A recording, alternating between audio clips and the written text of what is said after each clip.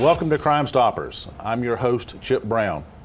Heartland Crime Stoppers is a community-based program designed to help law enforcement solve crime by providing a way for the public to phone in tips anonymously and receive cash rewards of up to $3,000 for information that leads to an arrest, the recovery of stolen property, or the recovery of illegal drugs.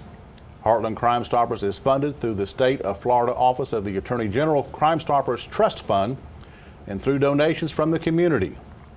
Citizens and local businesses make Crime Stoppers work. On today's show, we will talk with FBI agent Dave Couvertier. We kick off our show with Richard H. Sloan, Public Safety Director, City of Haines City. The Haines City Police Department is responsible for enforcing the laws of the state of Florida and the ordinance codes of Haines City. The department is a recognized leader on the state and national level and serves a diverse population of approximately 25,000 people. The agency is comprised of 53 sworn personnel who patrol approximately 20 square miles of total land area. Rick, welcome to the show today. Thank you. I'm glad to be here. Well, so glad to have you here. Now, you have a long history of law enforcement, not only in Polk County, but you actually got started up in Jacksonville. Yes, I did. I actually got started, well, it was kind of a funny story because it really wasn't my intention to be in law enforcement. It was my intention to be a firefighter. I became a volunteer firefighter when I was 18 years old for the Jacksonville Fire Service. And I worked there for a couple of years and decided that that's what I wanted to do with my life. And I went and took a test. And of course, in Jacksonville, 600 and something people took the test. I think I came out like 303, and they hired 3 people. So I saw that that wasn't going to quite maybe work out at that point in time in my life. And so have it, my fire captain was a detective at the Jacksonville Sheriff's Office. So he said, you know, they were going to be hiring people in corrections there, and would I be interested in maybe doing that? And so they sent me an invite to come and take the exam for a corrections officer. I went and took the exam, obviously got hired, and I began my career in 1975. And so you started in corrections up in Jacksonville? I did. I started in corrections, was in there for about 16 months, and then after that, I went to the academy and went to patrol. Yeah. You had mentioned earlier when we were speaking about when you worked your time in the jail, that really taught you said a lot about dealing with people. Right. You know, even my older son, when he came to work at the sheriff's office here, I had him start in the jail because I'm a firm believer that your time in there teaches you how to deal with people verbally as opposed to dealing with them with all the other things that you get to carry as a law enforcement officer. Plus, you're dealing with the same people a lot of the time that you're going to deal with once you hit the street, because as you know, there are sometimes a lot of repeat offenders that you wind up dealing with over and over and over. Yeah, it's unfortunately we do see a lot of the same people in our line of work. Interestingly, I had a supervisor tell me many years ago that the most important weapon that an officer will possess is his mouth. He can either make things happen or make things not happen. So being able to talk to people is so very important, because that's your job, is to get information from people. It is, because you can either escalate a situation or you can de-escalate it just by the way that you talk to people. Exactly. Now, I know that you came to the sheriff's office down here in Polk County around 1982, but you had a little detour. You tried a different line of work. I did. When I first moved here in around August of '81, I tried going into a drum business where I was involved in collecting and getting drums remanufactured for the citrus business. It was a great business, made great money. Unfortunately, it was a lot of time just me, and I like people and I like dealing with people. And so it was kind of lonely in that truck driving around everywhere every day, and I decided that wasn't exactly right for me. Yeah. So then you got on with the sheriff's office. Now, with your investigative skills that you had, you know, with the sheriff's office in Jacksonville, your expertise kind of evolved into narcotics and vice, didn't it? Yeah, I actually worked vice while I was in Jacksonville. I worked corrections, patrol, and vice. And when I moved down here, I decided that I wanted to keep my standards just in case. You know how it is. It yes. always looks greener on the other side, but then you realize that, hey, law enforcement was what you were meant to do. And so I had called the sheriff's office here, and at that time, Grady Judd was a lieutenant and happened to be over special operations, or BSI. And he basically met with me. Of course, I still had a full beard because I had just left Vice in Jacksonville. And so while I was talking to him about getting in their reserve program so that I'd be able to keep my standards, he's, of course, is like, why don't you just come to work here?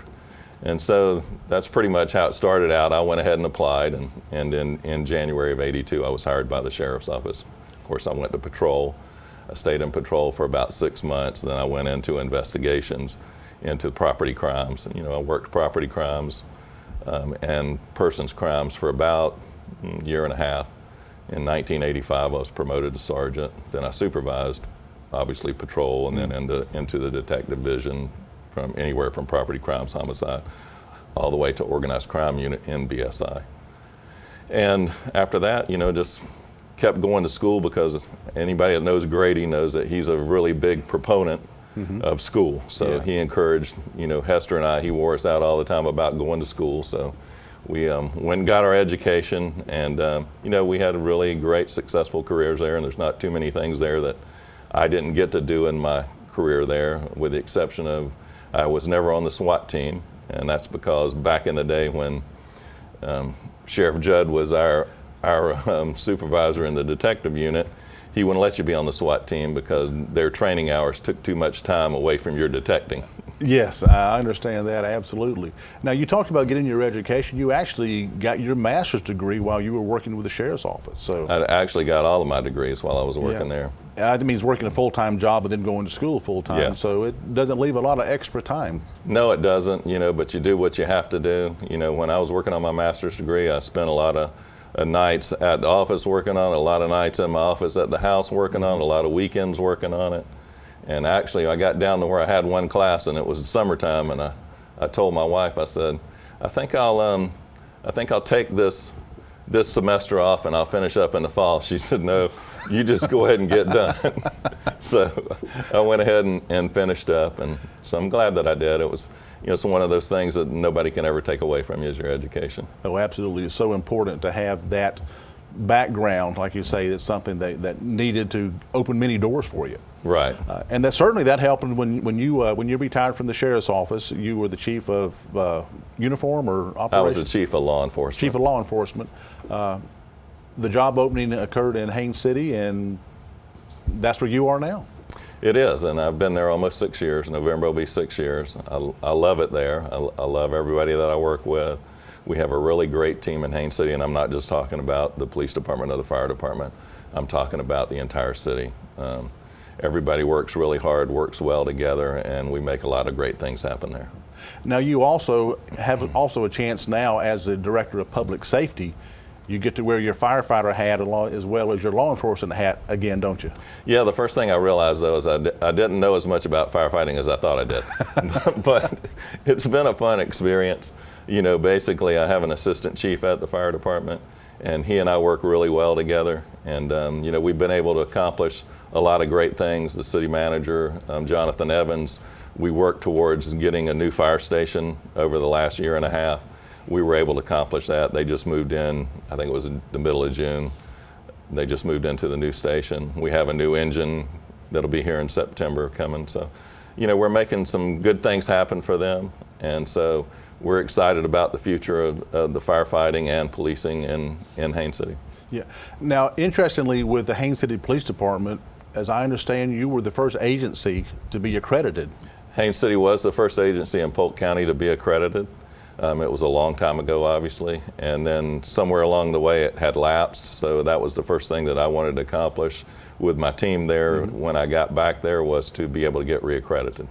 Yeah, that's so important to be able to do that, just as a mechanism to make sure that you are current with your, not only your statutes, but your procedures, that you are following the best practices. Right, you want to know that you're doing the best practices. It also helps you, lets the community know that you're doing what you need to do, that you're a professional organization, and you're conducting yourself that way.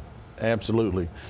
Now, you really have you had talked earlier about your city commissioner, or your manager, Mr. Evans. Yes. You really have a close relationship with him, don't you? I have a really great relationship with him. He's a very young, talented guy who is always striving to improve things at the city.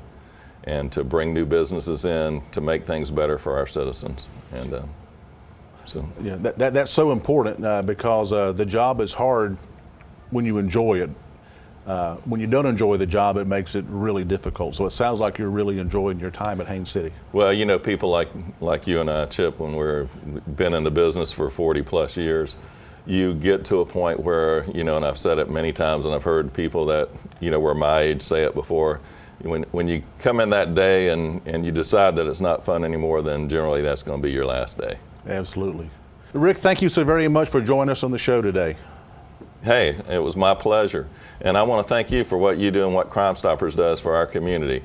They really provide a great service so that people have an opportunity to report crime and get criminals off the street without anybody ever knowing who they are. So I thank you for that, and I thank your entire organization. Well, thank you, Rick. We appreciate that we're a tool that you can use in your job as law enforcement. We really want to help. Thank you. For more information on the Haines City Public Safety Department, you can visit them on the web at www.hainescity.com or follow them on Facebook at Haines City Police.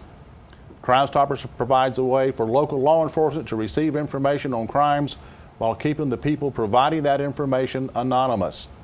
These efforts increase tips, which in turn solve more crime and identify criminals in our community. Here's a look at some of our most recent cases.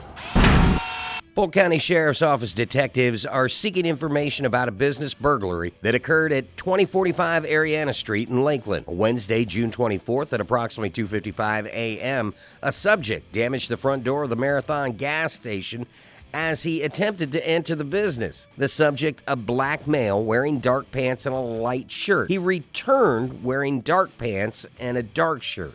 If you have any information, you should call Detective Chris Marion at 863-577-1600 or log on to heartlandcrimestoppers.com.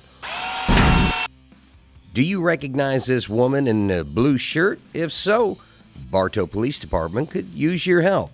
The woman is wanted for questioning in reference to a fraudulent use of a credit card. If you recognize this person and want to remain anonymous, please call Heartland Crime Stoppers at 1-800-226-TIPS. That's 8477, or click on our Give a Tip tab.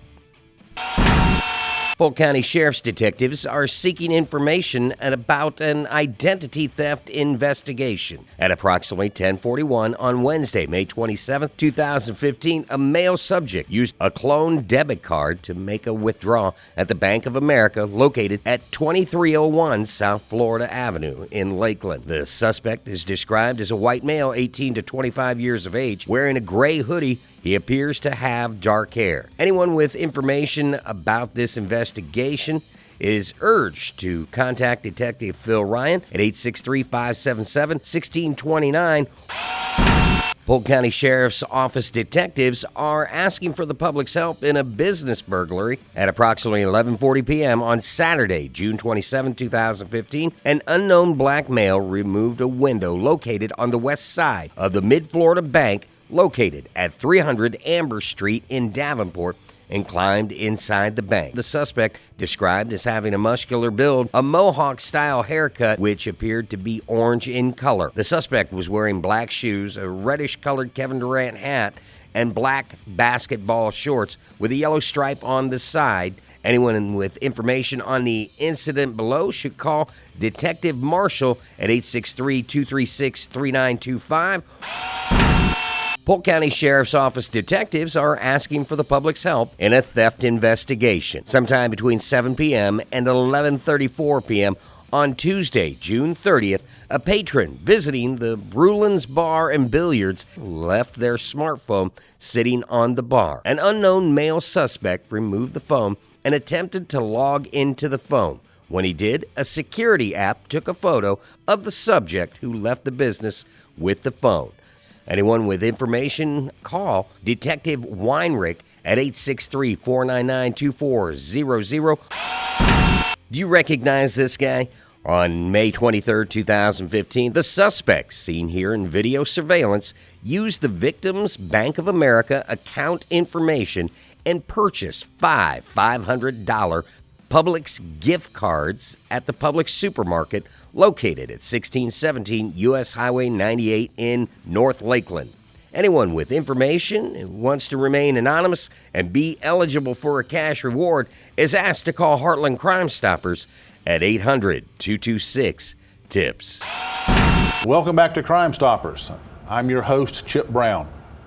The mission of the FBI is to help protect you, your children, your communities, and your businesses from the most dangerous threats facing our nation, from international and domestic terrorists to spies on U.S. soil, from cyber villains to corrupt government officials, from mobsters to violent street gangs, from child predators to serial killers. Joining us in the studio is Special Agent Dave Couvertier. Welcome to the show, Dave. Thank you. I appreciate the invitation. Yeah. We're awfully glad to have the FBI here. Now, you tell us a little bit about what the FBI does. Most people, only know what they see on TV or maybe read something in the newspaper. Tell us about the FBI. Well, I'll tell you, Chip, that is so true. It's I can tell you that one of the big things about the FBI, it's a national security and law enforcement organization, and it's got two main objectives or missions, on a day-to-day basis, and that is one, to uphold and enforce the laws of the United States, and two, and probably even more important, or just as important, is to make sure that we protect the United States against terrorist or foreign intelligence threats. Yeah, that has changed a lot from the old days of you think about people, the agents, busting up stills and investing bank robberies and chasing Bonnie and Clyde. The atmosphere has just changed so much, especially since 9/11. You've seen a big change. Absolutely, and as you mentioned, back in 1908 when the FBI was first established, it went through those gangster eras.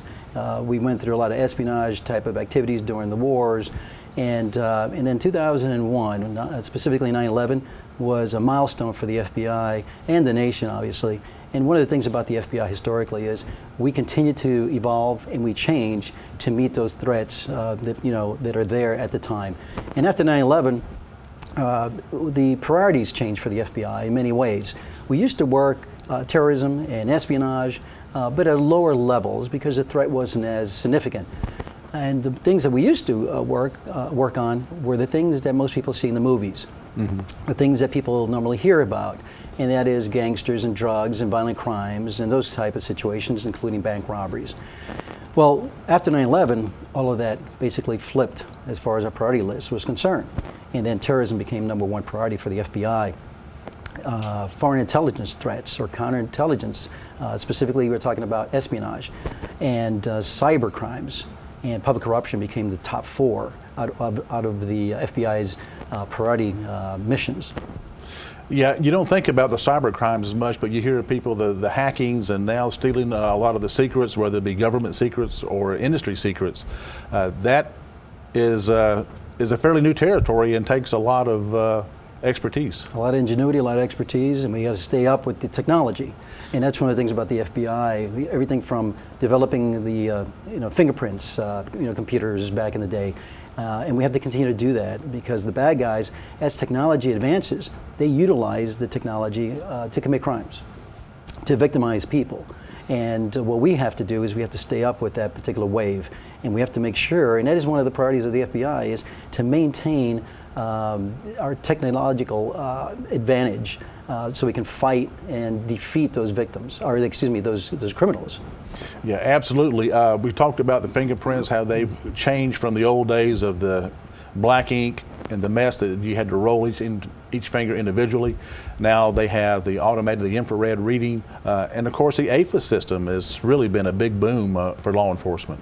Oh, absolutely. Everything's been digitized now. We have DNA that we work with.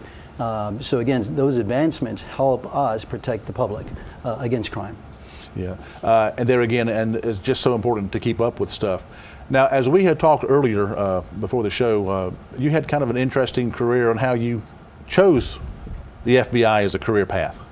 Absolutely. For me, it was more of a career progression. I can tell you that as a young man, a child, I would always look to protect. And I always liked, whether it be animals, stray animals, or individuals getting bullied, classmates. And that was just kind of a calling for me. It was just a good comfort zone for me.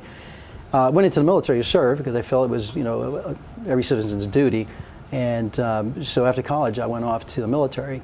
and I served as in the security forces, or security police back then, the MPs, the military police component of the Air Force.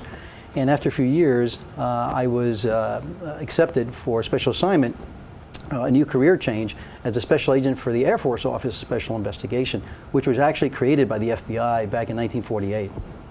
Well, now you, like I say, just had no intention of going to the FBI. It just as things you got out of the military and seemed like a good idea, I suppose. Absolutely. I mean, I really enjoyed, once I got the taste of law enforcement in the military. As a special agent for the OSI, I would work jointly with the FBI and special agents. And we had the same customs and courtesies because, again, it was started by the FBI. And once we started working together, some of the Hoover agents that were still around tapped me on the shoulders after a couple of years, and they said, "Hey, did you ever think of coming and working for the mother agency?" And I didn't think much about it because I was just, young and into the mission and out there in the fight. So I took the test, and here we are about 23 and a half years later. I'm with the FBI in a total of almost 33 years in law enforcement. Oh, wow. Now, the FBI typically likes to move its agents around. You've moved around the country quite a bit, have you not? Absolutely. Not only with the military have I moved around and lived overseas, but the same thing applied with the FBI. And there's a lot of good that comes out of that, and it benefits that the FBI and the local communities get from that. And I could tell you that I've served in Montgomery, Alabama. And I could tell you that I'm originally from New York. So that was an interesting change for me. I lived in Miami. I've also served in San Juan, Puerto Rico. And while I was in the military, I served overseas in Holland, for example, and in several locations in Europe. So we bounce around not only from a full, a temporary or a permanent assignment change, but also we travel as needed. I was involved in the Boston bombing, for example, when that occurred. So we do go on temporary duty assignments to assist other FBI offices. Yeah, like anything else, you have to stay fluid and go where you're needed. Absolutely. Obviously, and the Boston bombing, people certainly remember that, just had the one-year anniversary. And a lot of people were nervous, I'm sure, as everybody was. Oh, absolutely.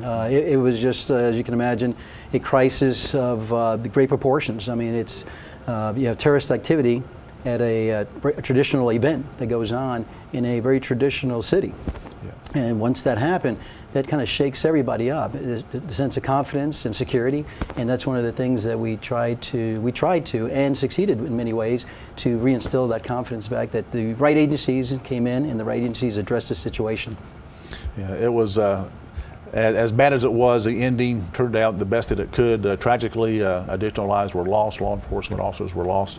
But that's why you do the job. No, absolutely, and it's a 24/7 job, 365, a year. It's not something that you can just sit there and say, "Hey, I'm on holiday," or basically just saying, "Hey, it's the weekend," or "It's after 5 o'clock." It's 24/7. Yeah. Now, you're assigned out of the Tampa field office. Tell us about the local operations, perhaps, if you can. Well, let me give you just kind of a background on the FBI itself, because most people really don't understand it. We have the main headquarters in Washington, D.C., and from there, we have 56 field offices throughout the nation. Tampa is one of them. In the state of Florida, we have 3 field offices, Miami, Tampa, and Jacksonville. The one I'm assigned to is Tampa, and we cover an 18-county region in central and southwest Florida. It extends from Brevard County all the way over to Pinellas, Pasco Hernando, and all the way down the west coast of Florida to Naples. So we have a field office, a local headquarters of sorts, in Tampa. From there, we have these satellite offices throughout that region I talked about, covering central and southwest Florida. And right now, we have 6 satellite offices, or resident agencies, as we normally refer to them, and they cover those specific regions.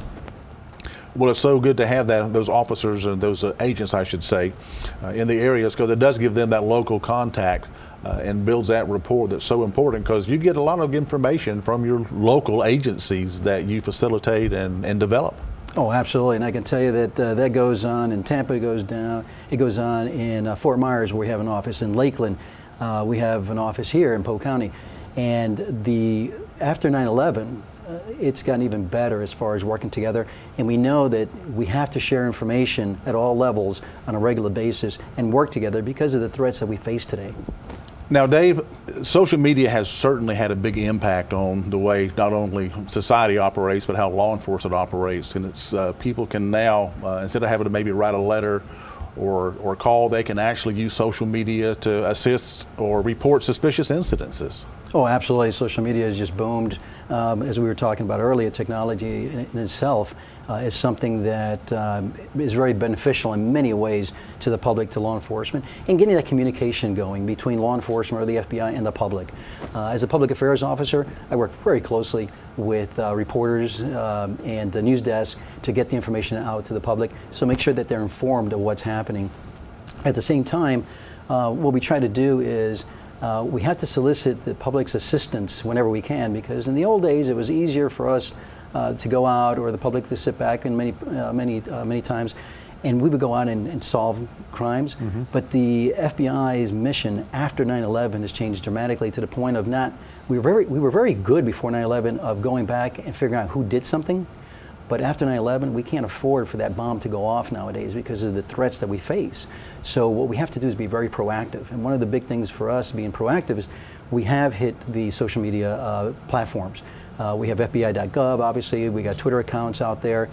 Several ways where the public can actually utilize social media to communicate with the FBI. We used social media during major events like the Boston bombing, for example, to get that information flow, not only to reporters, but also to the public.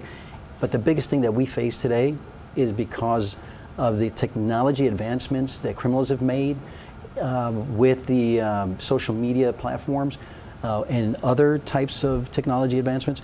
We really need the public's assistance more than ever to assist us to solve crimes or prevent them even better. Absolutely. We certainly want to encourage our listeners to get involved. So many times they want to sit back and say, well, it doesn't affect me. Well, it does affect all of us. Absolutely. And it's okay to say what you know. A lot of people don't want to maybe say, well, I don't want to be a tattletale, I don't want to be a snitch. But when you have people's lives that are in danger, particularly to get back to the Boston Marathon, that could have avoided all this tragedy. Absolutely. Just if somebody had just known and had called and authorities could have stepped in. Absolutely. And I don't know, just to me, it seems unfortunate that nowadays, whenever somebody does speak out, they are basically bullied in many ways. It's kind of a reverse bully type syndrome. If they come forward and they're looked as the snitch, or they're looked as the person that's a nose body that's sticking their nose in the wrong places. But we can't afford to do that anymore. We actually have to have the public's assistance, and we'd rather have a tip and it turned out to be nothing than that person sitting on potentially a major piece of the puzzle in an investigation that we could have probably prevented something from happening or resolved an issue for a particular victim or victims. Absolutely. Well, Dave, thank you for being on the show. We appreciate you coming over today. Thank you so much. I appreciate it. That's going to do it for this edition of Crime Stoppers. Keep in mind, Crime Stoppers is an organization that helps law enforcement solve crime through anonymous tips and monetary rewards. It encourages a cooperative partnership between law enforcement, the media, and the community to ensure security and enhance our quality of life within Polk County. For more information, you can check us out on the web at heartlandcrimestoppers.com or follow us on Facebook at Heartland Crime Stoppers Florida. Until next time, keep in mind, it's a crime and you can help make sure they don't get away with it.